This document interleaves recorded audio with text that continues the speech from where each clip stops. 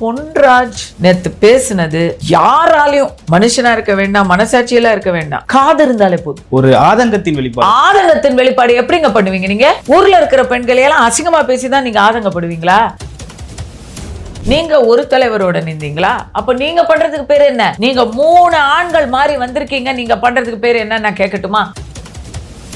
விஜய்க்கு ஓட்டு போடாத எத்தனையோ ரசிகர்கள் கூட அங்க இருக்கிறாங்க. இப்போ விஜய்க்கு ரசிகையா இருந்தா நீங்க விபச்சாரின்னு சொல்லுவீங்களா? நான் விஜயோட ரசிகை. மேம், பொன்ராஜ் அவர்கள் சொன்னதுக்கு இவ்வளவு பேசுகிற நம்ம விஜயும் இதே மாதிரி பேசியிருக்காருங்களே மேம். அவருடைய பொதுக்கூட்டத்தில் அவருடைய சொந்த விவகாரம் பேசுகிறப்போ அதெல்லாம் அவ்வளோ ஒர்த்து இல்லைன்னு சொல்கிறாங்க. அதுக்கு நம்ம அடிக்கிறோம்ல வர 2-3 டைப்ஸ் இருக்காங்க அங்க. ஒன்று சினிமா ரசிகர்கள். சீமான் அவர்களோட அந்த பெரியார் எதிர்ப்பு அரசியல் ஈரோட்டில் பெருசாக கை கொடுத்ததை நம்ம பார்த்தோம். இந்த தேர்தலில் எப்படி கை கொடுக்க போகுது? அது இல்லாமல் பிராமணர்கள் தான் 6 பேர் வேட்பாளர்களை நிறுத்தியிருக்காரு. மனசை திறந்து சொல்றேன், எந்த கட்சியும் செய்யாத ஒரு சரியான பேலன்ஸ்டு அரசியலை சீமான் கையில் எடுத்திருக்கிறார். பிராமண கடப்பாறையை வைத்து திராவிடத்தை ஒழிப்பேன் அப்படின்னு இவர் பேசியிருக்கிறாரு. பிராமணர்கள், பெருவாரியான பிராமணர்கள் சீமானுக்கு ஓட்டு போடும் முடிவில் தான் இருக்கிறாங்க.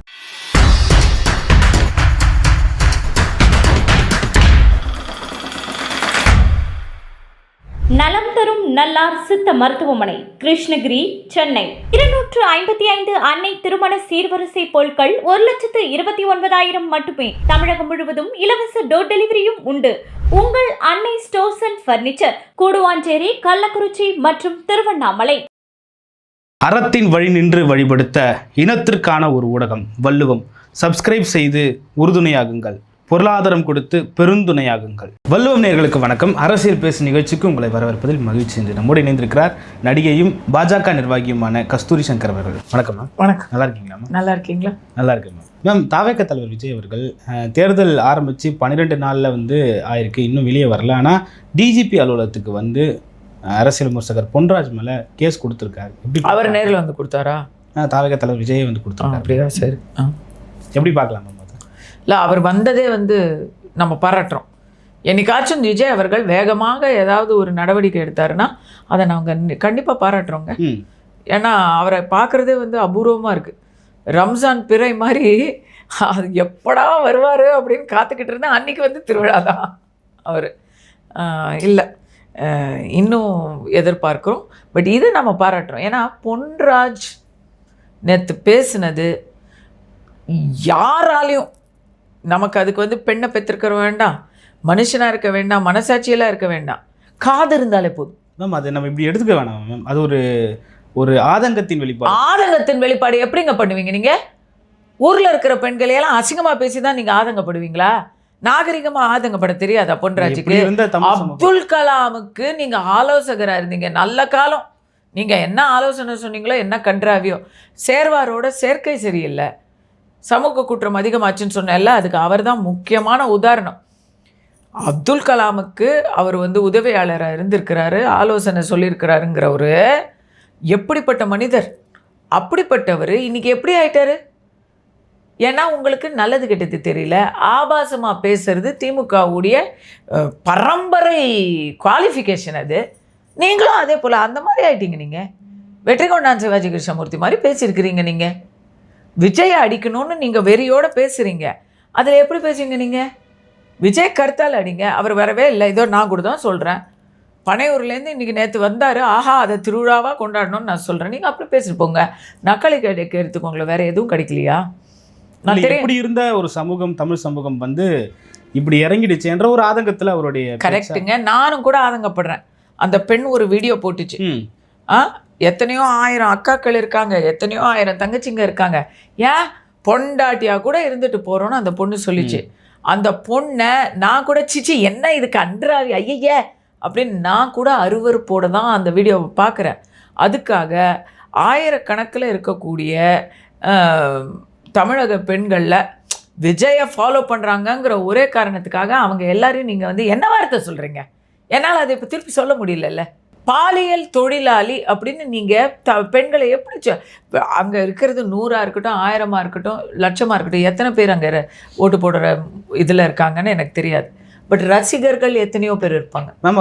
அவர் எல்லாரையும் சொல்லலை மேம், அந்த குறிப்பிட்ட சிலரை மட்டும் இல்லைங்க. அவர் வந்து விஜய் அவர்களுடைய ரசிக பெண்களை மொத்தமாக ஒட்டுமொத்தமாக சொல்கிறாரு, தற்குறிங்க, இப்படிப்பட்ட தற்குறிங்க அப்படிங்கிறார்.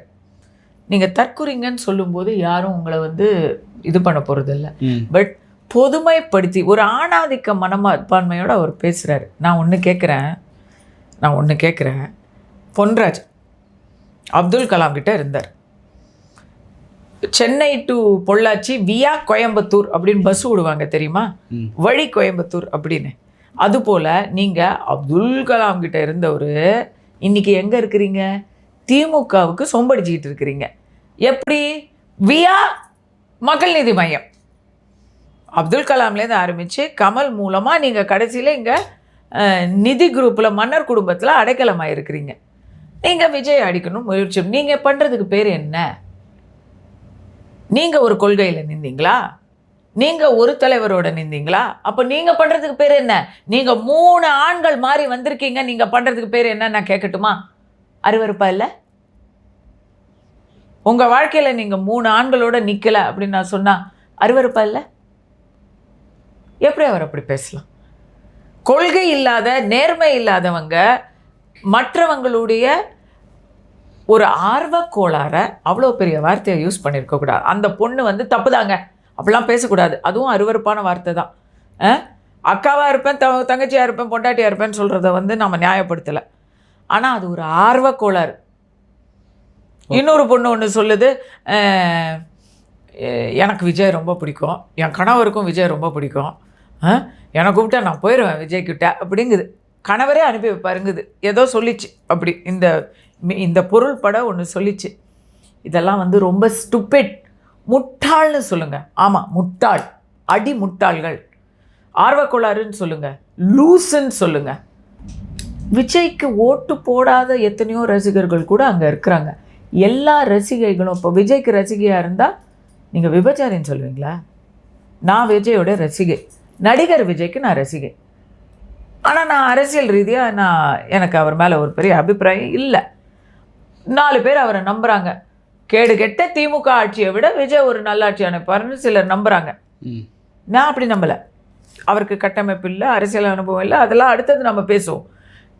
நம்புறவங்க நம்பின ஒரே காரணத்துக்காக நீங்கள் அவங்களுக்கு விபச்சாரி பட்டம் கட்டுவீங்களா? எவ்வளோ பெரிய வார்த்தை அது! நீங்கள் என்ன பண்ணீங்க? நீங்கள் பெரிய யோக்கியமா மற்றவங்களை பற்றி லேபிள் போடுறதுக்கு? பொன்ராஜ் அவர்கள் சொன்னதுக்கு இவ்வளோ பேசுகிற நம்ம விஜயும் இதே மாதிரி பேசியிருக்காருங்களே மேம். அவருடைய பொதுக்கூட்டத்தில் அவருடைய சொந்த விவகாரம் பேசுகிறப்போ அதெல்லாம் அவ்வளோ ஒர்த்து இல்லைன்னு சொல்கிறாங்க. அதுக்கு நம்ம அடிக்கிறோம்ல வர. விஜய் வந்து எதை ஒர்த்து இல்லைன்னு சொல்கிறாரு? ஒரு பெண்ணுடைய வாழ்க்கையே, ஒரு பெண்ணுடைய நம்பிக்கையே அவர் ஒர்த்து இல்லைங்கிறாரா? எப்படி வேணால் இருக்கலாம், எப்படி வேணால் செய்யலாம் அப்படின்னு பொது வாழ்க்கையில் இருக்கிறவங்களுக்கு இவர் உதாரணம் காட்டுறாரா? நான் அதை வந்து வன்மையாக கண்டிக்கிறேங்க. எதை ஒர்த்து இல்லைங்கிறாரு அவரு?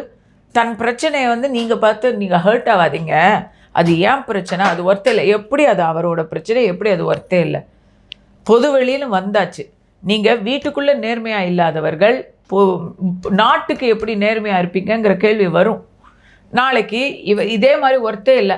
நாளைக்கு இவர் கட்சியில் யாராவது வந்து லஞ்சம் வாங்குவாங்க, ஊழல் செய்வாங்க, அதெல்லாம் எங்கள் கட்சி பிரச்சனை, இதெல்லாம் உங்களுக்கு ஒர்த்தே இல்லைன்னு சொல்லுவாரா? தலைவன்னா தலைவனுடைய நேர்மையை முதல்ல நம்ம வந்து கேள்வி கேட்போம். வீட்டுக்கு நேர்மையாக இருக்கணும், அப்போ தான் நாட்டுக்கு ஒரு 4 பேருக்கு நேர்மையாக இருக்கிறவங்க தான் நாட்டில் எல்லாருக்கும் நேர்மையாக இருப்பாங்கன்னு நம்ம நினைப்போம். அதில் என்ன தவறு இருக்குது? நாங்கள் கேட்போம், அதை நீங்கள் கேளுங்க பொன்ராஜ். பட் உங்கள் வாயிலேருந்து சாக்கடையில் விடுறீங்க நீங்கள். அவ்வளவு வன்மம் அந்த பெண். நீங்கள் விஜயை கேள்வி கேளுங்க, அவருடைய தனிப்பட்ட முடிவுகளை கேள்வி கேளுங்க. நான் கேட்க மாட்டேன். தனிப்பட்ட வாழ்க்கையை, விஜயுடைய தனிப்பட்ட வாழ்க்கை அரசியலில் கலந்தது என்பதால் நம்ம கேட்குறோம். ஏன்னாங்க ஒன்று சொல்லட்டுமா? விஜய்க்கு மேலே விவாகரத்து நோட்டீஸ் அவங்க மனைவி அனுப்பின போது யாருமே அதை பற்றி பேசலைங்க. இவர் தான் இது திமுகவோட சதி, இந்த நேரத்தில் அவங்க தான் வந்து தூண்டி விட்டுருக்காங்கன்னு இவர் தாங்க அதை அரசியல் விஷயமாக மாற்றினது. மேடையில் இவர் பேச போய் தாங்க அது அரசியல் சர்ச்சையாச்சு. இன்றைக்குமே அவர் பொன்ராஜ் திமுகவில் தூண்டப்பட்டதுனால இப்படி பண்ணிட்டு இருக்காருன்னு தான் அவர் டிஜிபி கிட்ட போகிறார். தனி மனிதன் பொன்ராஜ் எது பேசினாலும் யாரும் கவனிச்சிருக்கவும் போகிறதில்ல. பொன்ராஜ் பண்ணது. நீங்கள் விஜயை கேள்வி கேளுங்க. நான் கேட்குறேன், நிறைய பேர் கேட்குறோம். அவருடைய கொள்கையை கேளுங்க. விஜய்க்கு என்ன கொள்கை இருக்குது இன்றைக்கி வரைக்கும் எனக்கெல்லாம் தெரில. அவரை ஃபாலோ பண்ணுறவங்க அவருக்கு தான் வாக்களிக்க போகணும் அப்படின்னு நினைக்கிற இளைஞர்களுக்கு கொள்கையை பற்றி கவலையும் இல்லை. அது ரொம்ப ஆபத்தான ஒரு போக்கு. அவர் எது வேணா இருக்கட்டுங்க, திமுக வேணாம் அதிமுக வேணாம், புதுசுங்க. அதாவது மார்க்கெட்டில் புதுசு, பெண்கள்லாம் மார்க்கெட்டில் புதுசுனா போய் அட்ராக்டிவாக வாங்குவாங்க. அதுபோல் இளைய சமுதாயத்தினர் மார்க்கெட்டில் புதுசு. எங்களுடைய சினிமாவில் எங்களுக்கு பிடிக்கும். சினிமாவை தவிர்த்து அவர் நிஜ வாழ்க்கையில் எப்படி இருக்கிறாரு என்ன ஏதோ பற்றியும் கவலை இல்லை. அதையெல்லாம் பேசுங்க பொன்ராஜ். அவர் இப்படி கவலை இல்லைன்னு சொல்கிறவங்களுடைய ஜட்ஜ்மெண்ட்டை கேளுங்க, அவங்களுடைய ஒழுக்கத்தை கேட்டு என்ன போகுது? ரொம்ப தப்பான இல்லை விஜயோட ரசிகர்களெல்லாம் என்ன ஆகுதுன்னா, விஜய் மேலே இருக்கிற குறைகளை சொல்ல முடியாமல் திமுக தான் இதில் இன்னும் பேக் ஃபயர் ஆகுது. ஓகே, விஜய் மோசம்தாங்க, ஆனால் திமுக அதை விட 10 டைம்ஸ் மோசமாக இருக்கே. பொன்ராஜை நம்பி நான் இப்போ நேற்று வரைக்கும் நான் பொன்ராஜை நம்பி படித்தவர், கொஞ்சம் கொள்கை உடையவர், அவரை நம்பி நீங்கள் போகலாம், அவருக்கு நீங்கள் உங்கள் வாக்கை செலுத்தலாம் அப்படின்னு நான் சொல்லியிருப்பேன்ல. இன்றைக்கி நான் என்ன சொல்லுவேன்? ஐயய்ய சீப்பாக பேசுகிற ஒரு பயங்கர ஐயய்ய வன்மை பிடிச்ச ஆளுங்க சொல்லுவேன்னா, அவர் வேணாங்க அதுக்கு பேசாமல் விஜய்க்கு போட்டுடலாங்க சொல்லுவேன்னா, எதிர்கட்சிக்காரி நானே சொல்லுவேன்னா, இதானே நடக்குது. இல்லை விஜய் ரசிகர்களுமே தன்னோட விஜய் கட்சியிலேருந்து வெளியே போன நிர்வாகிகள், பெண் நிர்வாகிகளை பேசுகிறத நம்ம பார்த்துருப்போம். மற்ற கட்சியில் இருக்கிற பெண் நிர்வாகிகள் எப்படி பேசுகிறாங்கன்னு பார்த்துருப்போம். விஜயோட முன்னாள் மனைவியான சங்கீதாவை எப்படி பேசுகிறாங்க பார்த்துருப்போம். அதெல்லாம் நம்ம எப்படி எடுத்துக்கலாம்? தப்பு. நான் விஜய் கட்சிக்கு தான் நான் கிரிட்டிசிசம் தான் கொடுக்குறேன். 2-3 டைப்ஸ் இருக்காங்க அங்கே. ஒன்று சினிமா ரசிகர்கள் அப்படின்னு அங்கே போய் இதை பேப்பரை பறக்க விடுறது, விசில் அடிக்கிறது. கரெக்டாக விசில் வேறு சின்னமாக கிடச்சி போச்சு. இந்த விசில் அடித்தான் குஞ்சுகள் அப்படிங்கிற குரூப் அங்கே இருக்குது. 5 வருஷம் கழிச்சு அவனுக்கெல்லாம் பொறுப்பு வரும், அப்போ வேறு மாதிரி இருப்பாங்க. ஆனால் இன்றைக்கி அவங்க அப்படின்னு கிரிக்கெட் மேட்ச்சில் பாட்டில் தூக்கி எறிகிறாங்க பாருங்கள், அந்த குரூப்பு இவங்க. அதுக்கு தேட்டரில் போய் நான் ஃபஸ்ட் ஷோ ரசிகை விஜய்க்கு. கரோனா வர்ற வரைக்கும் அவர் நடித்த எல்லா படத்தையுமே நான் ஃபஸ்ட் ஷோ பார்த்தாள். சீட்டையெல்லாம் கிழிப்பாங்க. என்னென்னா ஒரு 10 நிமிஷம் லேட் ஆகும் படம் ஆரம்பிக்கிறதுக்கு, அதுக்குள்ளே சீட்லாம் கிழிப்பாங்க. அப்படி ஒரு அந்த உற்சாகம், மிகுதி, வெறி, அதெல்லாம் கண்டிப்பாக யார் என்ன பாராட்ட சொல்கிறீங்களா? பாராட்டு பத்திரமா? உனக்கு கிழிக்கணும்னு சொன்னால் உன் வீட்டில் போய் கிழி, உன் பைக்கு இதை கிழிச்சிக்கோ இல்லையா? பொது சொத்தை நாசம் பண்ணுற நீ யார் அதெல்லாம் பாராட்ட முடியும்? அதையெல்லாம் யாரும் பாராட்ட முடியாது. விஜயும் தான் பாராட்ட மாட்டார். ஒருத்தன் லைட்டு கம்பத்து மேலே, எலக்ட்ரிக் கம்பத்து மேலே ஏறிவிட்டான், இறங்குப்பா இறங்கு அப்படின்னு விஜய் சொல்லலையா? யாராலையும் அதையெல்லாம் ஒத்துக்க முடியாதுங்க. அதையெல்லாம் பெருமையாக பேசுகிறது ஒன்லி ஆதவர்ஜினா தான் நினைக்கிறேன். கல்லூரியிலேருந்து கிளாஸ் எல்லாம் விட்டுட்டு 5000 மாணவர்கள் எங்கள் பின்னாடி காருக்கு பின்னாடி ஓடி வந்தாங்கன்னு பெருமடிச்சிட்டாரு. ஞாபகம் இருக்கா? இது ஒரு பெருமையா? எனக்கெல்லாம் பகீர்னுச்சு. படிப்பை விட்டுட்டு என் பின்னாடி ஓடி வந்தாங்க ஒரு நடிகன் பின்னாடி அப்படின்னு ஆதவர்ஜினா பெருமடிக்கிறார். அவர் நிலைமை இதை வச்சு இவர் கட்சி நடத்திக்கிட்டு இருக்கிறார். பணம் இருக்குது அவர்கிட்ட, லாட்ரி பணம் கொட்டி கிடக்கு, அதனால் அவர் பேசலாம். உனக்கு என்னப்பா, நீ பேசலாம், நாங்கள் அப்படியா இல்லையா? அதுதான் அது. அதனால் விஜய்க்கு அசிங்கமாக பேசுகிறவங்க, பெண்களை அப்யூஸ் பண்ணுறவங்க, இப்போ நான் விமர்சனம் பண்ணால் உடனே 4 பேர் பேசுவாங்க. அது தப்பு தான். தன்யா ராஜேந்திரன் ஒரு ஜேர்னலிஸ்ட்டு சுறா படத்தை பற்றி ஏதோ விமர்சனம் பண்ணதுக்கு அது ரொம்ப அசிங்கமாக பேசிட்டாங்க. அது கோர்ட்டு வரைக்கும் போய் அவனை முட்டி தட்டிடுச்சு, அது வேறு விஷயம். தப்பு தான். அதுக்கு விஜய் அவர்கள் வாய்ஸ் கொடுக்கணும். என்னுடைய ரசிகர்கள் என்னுடைய பெருமையை நிலைநாட்டுற வகையில் இருக்கணும் அப்படின்னு அவர் வாய்ஸ் கொடுக்கணும். ஏன்னா அவருடைய ஸ்பீச்செலாம் நல்லா தானே இருக்குது. தப்பு தான். அவங்க எல்லாம் மெச்சூரிட்டி கிடையாது தாங்க. எல்லாருமே 25 இயர்ஸ்க்கு கீழே இருக்கிற ஒரு பெரிய ஏஜ் குரூப்புங்க. Okay ma'am. விஜய் அரசியல் 2026 தேர்தலில் என்ன தாக்கத்தை ஏற்படுத்த போது, எந்த கட்சி பெரிதும் பாதிக்க போகுது தெரியல, கணிக்க முடியல. கொஞ்ச நாள் முன்னாடி வரைக்கும் இதில் திமுக எதிர்ப்பு ஓட்டுக்கள் ஸ்ப்ளிட் ஆகுது. திமுக பிடிக்காதவங்க இப்போ விஜய்க்கு ஓட்டு போடுவாங்க. ஸோ இதனால் அதிமுகவுக்கு ஒரு பெரிய அடியாக இருக்கும் அப்படின்னு நான் நினச்சேன். ஆனால் இப்போது வேறு மாதிரி தோணுது. இப்போது திமுகவுக்கு யாருமே ஓட்டு போடுற மைண்ட் செட்டில் இல்லை. அதுலேயும் இந்த மைனாரிட்டி ஓட்ஸ் எல்லாம் அப்படியே கம்ப்ளீட்டாக விஜய்க்கு வருது. பட்டியலின ஓட்டுகள் நிறைய பிரியுது. எல்லா செக்ஷன்லேயும் பிரிக்கிறாரு, எல்லா கட்சியிலேருந்தும் பிரிக்கிறாரு. அவருக்கு வந்து ஒன்றுமே இல்லை, விஜய்க்கெல்லாம் வந்து கூட்டம் சேரவங்கெல்லாம் ஓட்டு போட மாட்டாங்க அப்படின்லாம் சொல்கிறாங்கல்ல, அதெல்லாம் நான் சொல்லலை. விஜய்க்கு ஒரு பெரிய மாசு இருக்குது, ஜெயிக்கிறதுக்கு இல்லை, யாரையோ ஒருத்தரை தோக்கடிக்கிறதுக்கு இருக்குது. Okay ma'am. சீமான் அவர்களுடைய அரசியல் எப்படி பார்க்குறீங்க? அவர் ஒரு ஸ்டேட்மெண்ட்டை பரப்புரையின் போது சொல்லியிருக்காரு, திமுகவும் அதிமுகவும் சேர்ந்து பாஜகவை வீழ்த்த நினைக்கிறாங்க அப்படின்னு சொல்லியிருக்காரு. முக்கியமான அமைச்சர் தொகுதிகள் எல்லாம் கூட்டணி கட்சியான பாஜகவுக்கு அதிமுக தருவதற்கான காரணம் என்ன அப்படின்ற ஒரு கேள்வியை கேட்குறாரு. எப்படி பார்க்குறீங்க? இல்லை அதிமுகவில் 169 சீட்ஸ் இப்போது ஸ்ரீரங்கம் போச்சுன்னா 168 சீட்ஸ் அவங்கக்கிட்ட தான் இருக்குது. அந்த சீட்ஸில் நிறைய இடங்களில் ஹெட் டு ஹெட் அவங்க வந்து மினிஸ்டர் தொகுதியில் டிஎம்கே வர்சஸ் ஏடிஎம்கே தான் வருது. ஹெட் டு ஹெட் சிட்டிங் எம்எல்ஏக்கள் எல்லாருமே ஹெட் டு ஹெட் தான் வரப்போகிறாங்க. இங்கே இனிமேல் வந்து ஈஸி தொகுதி, கஷ்டமான தொகுதி அப்படின்லாம் எதுவுமே இல்லை. ஸ்டார் தொகுதிகள் அப்படின்னு இப்போ எங்கள் சேப்பாக்கத்தில் யார் வராங்க? சரிங்களா, பாஜகவை நிற்குது சேப்பாக்கத்தில், திருவல்லிக்கணியில் யார் நிற்கிறாங்க? So head to head contest இருக்குங்க. துறைமுகத்தில் பாஜக நிற்கலையே. ஓகே. ஸோ தேர் ஆர்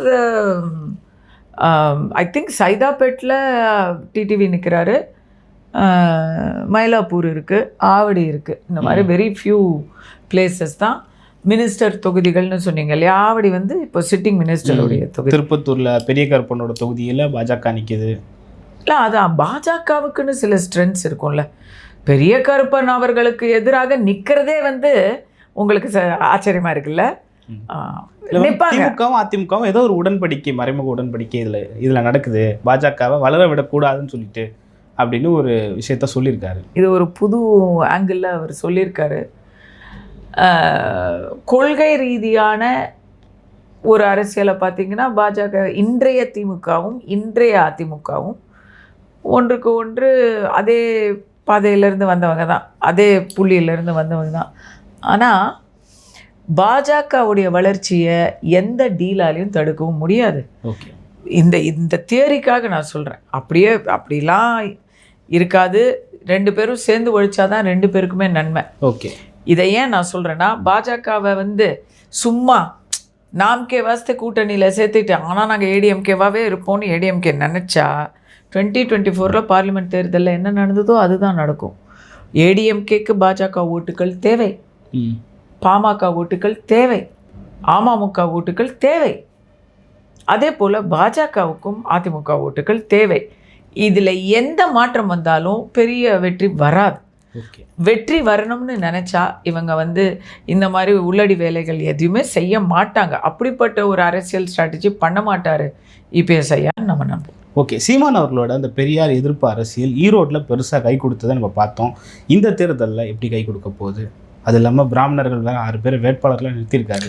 மனசை திறந்து சொல்கிறேன், எந்த கட்சியும் செய்யாத ஒரு சரியான பேலன்ஸ்டு அரசியலை சீமான் கையில் எடுத்திருக்கிறார். எந்த கட்சியும், எல்லாருமே ஜாதி அரசியல் செஞ்சிட்ருக்கிறாங்க. ஆனால் இவரை பொறுத்த வரைக்கும் ஜாதி ரெப்ரசன்டேஷன் இருக்கே தவிர ஜாதி அரசியல் இல்லை. அவர் வந்து பட்டியலினை தவிர பொது தொகுதியில் வைக்கிறத வந்து இன்றைக்கி நீங்கள் விசிகாவுக்கு 2 பொது தொகுதி அப்படின்னு நம்ம திமுகலாம் அதை ஒரு பெரிய சாதனையாக சொல்கிறோம். இவர் அதை எப்போல தான் பண்ணிக்கிட்டு இருக்காரு, இப்போவும் பண்ணியிருக்காரு. அதை வந்து மறுத்து பேசுகிறவங்க நிறைய பேரை நான் பார்த்துட்டேன். இவர் என்னங்க, நான் இந்த சமூகத்தில் ஆளை வைக்காமல் வேறு எதையோ வச்சுருக்காரு, அங்கே போய் இவரை வச்சுருக்காரு, இங்கே போய் இவரை வச்சுருக்காருன்னு. இந்த சாதிகாரங்களே இல்லை, அவங்க ஆட்களே இல்லை, என்ன இவர் என்ன கணக்கில் போட்டிருக்காரு? ஒரு எஸ்சி கேண்டிடேட்டை கொண்டு வந்து பொதுவாக உட்காந்து பொது தொகுதியில் போட்டிருக்காரு, இவருக்கு ஜெயிக்கணும்னு ஆசையே இல்லையா அப்படின்னு ஏளனம் செய்பவர்களை நான் பார்க்கிறேன். லேடிஸை போட்டிருக்காரு பாரு, இந்த லேடிஸ் எல்லாம் போடலாமா அப்படின்னு கேட்குறவங்களாம் நான் பார்க்குறேன். ஆனால் இது மிகப்பெரிய ஒரு மாற்றத்துக்கான படிக்கட்டு அப்படின்னு நான் நினைக்கிறேன். முதற்படியாக இவர் தான் வச்சார், அந்த விதையை இவர் தான் விளைச்சார். மிகப்பெரிய மாற்றத்துக்கான ஒரு செடி அந்த வளர்ந்துக்கிட்டு இருக்கு. அது பெரிய ஓங்கி தாங்கி ஒரு ஆலமரமாக வரும்னு நான் எதிர்பார்க்குறேன். பிராமண கடப்பாறையை வைத்து திராவிடத்தை ஒழிப்பேன் அப்படின்னு இவர் பேசியிருக்கிறாரு. பிராமணர்கள், பெருவாரியான பிராமணர்கள் சீமானுக்கு ஓட்டு போடும் முடிவில் தான் இருக்கிறாங்க. ஓகே. அந்த பெரியார் எதிர்ப்பு அரசியல் எப்படி எடுபட போகுதுமா? இல்லை, எப்படி எடுபட போகுதுங்கிற கேள்விக்கே இடம் இல்லை. பெரியார் அவர் சொன்ன கொள்கைகளில் சிலது நல்ல விஷயங்கள் கூட இருக்குது. நம்ம எல்லாத்தையும் வந்து தவறுன்னு சொல்லலை. ஆனால் இப்போ இவங்க அரசியலுக்கு எடுத்துக்கிட்டு இருக்கிறது ஒன்லி வெறுப்பு, பிராமண எதிர்ப்பு, கடவுள் மறுப்பு, சனாதன ஒழிப்பு, இதை மட்டும்தான் இவங்க வச்சு பண்ணிக்கிட்டு இருக்காங்க. பெரியார் சொன்ன பெண் சுதந்திரம்லாம் கொடுத்துருவாங்களா இவங்க? கொடுத்துருவாங்க இவங்கள? பெரியாரிஸ்ட்டுன்னு சொல்லிக்கிற தோழர்கள்லாம் கொடுத்துருவாங்களா? ப்ளூ ஃபில்ம் எடுத்து பிளாக்மெயில் பண்ணிக்கிட்டு இருக்கிறாங்க பெரியாரிஸ்ட்டுங்கிற பேரில். இன்னொருத்தர் என்னடான்னா ஒரு பொண்ணை விட்டுட்டு இன்னொரு பொண்ணை கட்டிக்கிட்டு அது சோஷியல் மீடியாவில் அந்த பொண்ணு வந்து நியாயம் கேட்டுக்கிட்டு இருக்குது. ஒரு தோழர், அவர் பேர் என்ன, டான் அசோகா.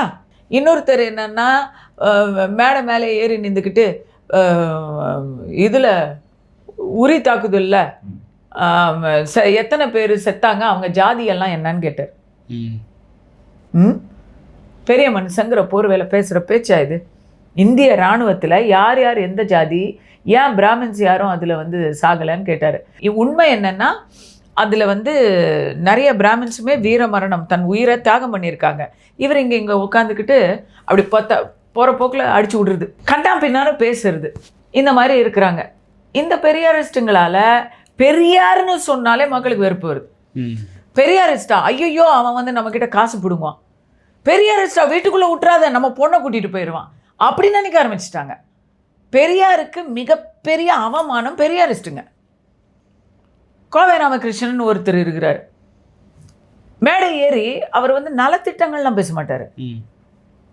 இந்த ஆட்டிசம் என்ற பிரச்சனை, மூளை வளர்ச்சி குன்றியவர்கள்லாம் ஏன் வந்து பிராமண வீட்டுகள்லேயே இருக்காங்க, ஏன் அக்ரஹாரத்துலேயே இருக்காங்கன்னு ஒரு கேள்வி கேட்டார். நான் கேட்குறேன், உனக்கு கூட தான் மூளை இல்லை, நீ என்ன பிராமணா? கோவை ராமகிருஷ்ணன் மூளை உள்ள பேச்சா பேசிக்கிட்டு இருக்க? நீ மூளை இருக்கிறவன் பேசுகிற பேச்சா இது? இதனால என்னன்னா நிறைய ஸ்பெஷல் சில்ட்ரனோட பேரண்ட்ஸ் இருக்காங்கல்ல, எல்லா இடத்துலையும் இதெல்லாம் ஜாதி பார்த்து வருமாங்க. இதெல்லாம் வந்து குரங்குக்கும் மனிதனுக்குமே டிஎன்ஏல 2% தான் வித்தியாசம்னு சொல்கிறாங்க. இதில் ஜாதி பார்த்து வருமா? ஜாதியை மறந்த சொசைட்டியில் மறக்க முயற்சி செய்து கொண்டிருக்கக்கூடிய சமூகத்தில் ஜாதி விஷத்தை மறுபடி பேசுறது பழைய கஞ்சி ஆகிப்போச்சு. அந்த பழைய கஞ்சி இப்போ திறந்தாலே ஊசின வாடை அடிக்குது, அதை எல்லாருமே வந்து மறுத்து பேசுகிறாங்க. பெரியாரிஸ்ட்டுங்க பழைய கஞ்சியை மட்டும் ஊற்றிக்கிட்டு இருக்கிறதுனால பெரியாருடைய சுயரூபம் வெளியே வருது. பெரியார் என்னைக்கு இங்கே ஜாதிக்கு எதிராக பேசினார்? கீழ்வெம்மையில் அவர் வந்து ஜாதி பேசலையா? மேலாதிக்க ஜாதிக்கு ஆதரவாக அவர் இல்லையா? முஸ்லிம் பெண்களை தரக்குறைவாக பேசலையா? அம்பேத்கரை தரக்குறைவாக பேசலையா? அம்பேத்கர் வந்து ஒரு பிராமண பெண்ணை கல்யாணம் பண்ணிக்கிட்டாரு. இவர் அதுக்கு என்ன எழுதினார் தெரியுமா? அம்பேத்கர் ஜாக்கிரதையாக இருக்கணும், விஷம் வச்சு கொண்டுருவாங்க, எதோ எழுதினார் அவர். அது அம்பேத்கருக்கு ஒரு அவமானம் இல்லையா? அவர் ஒரு சமூக புரட்சி பண்ணிக்கிட்டு இருக்கிற நேரத்தில் நீ என்ன பேசுகிற? இல்லைங்களா? இப்படி அவருடைய தவறான வழிகாட்டுதல்களை இன்னைக்கு வந்து சீமான் பட்டவர்த்தனமாக தோல் உறுத்து காமிச்சிட்டு இருக்கிறாரு. ஒரு மிகப்பெரிய சமூக புரட்சி கிடையாது, சமூக நிவர்த்தி, ரிப்பேர் பண்ணுறார். கெட்டு போன சமூகத்தை திருப்பி கியூர் பண்ணுற மருத்துவராக நான் சீமானை பார்க்குறேன். ஓகே மேம், கடைசியாக ஒரு கேள்வி என்னென்னா, 2024 தேர்தல் வரையும் பாஜகவை வழிநடத்தின அண்ணாமலை அவர்களுக்கு இந்த முறை சீட்டு கொடுப்பாங்களா, இல்லை எம்எல்ஏவா அண்ணாமலை போட்டிடுவாரா அப்படின்ற ஒரு கேள்வி. இல்லை, அது அண்ணாமலை அவர்கள் தான் முடிவு பண்ணணும். அவருக்காக கொங்கு பெல்ட்லேயே 2 சீட்டு காத்துக்கிட்டு இருக்கு. அண்ணாமலை அவர்கள் அதில் இது வேணுமா அது வேணுமான்னு சொல்லி போட்டி போட வேண்டியது தான் பேலன்ஸ். மக்களுடைய எதிர்பார்ப்பு அண்ணாமலை அவர்கள் களத்தில் இறங்கி போட்டி போட வேண்டும் என்பது தான். அதை அவர் தான் வந்து உறுதிப்படுத்தணும். ஓகே மேம், பல்வேறு கருத்துக்களை பகிர்ந்து பண்ணீங்க. மற்றும் ஒரு காலையில் சந்திப்போம். நன்றி.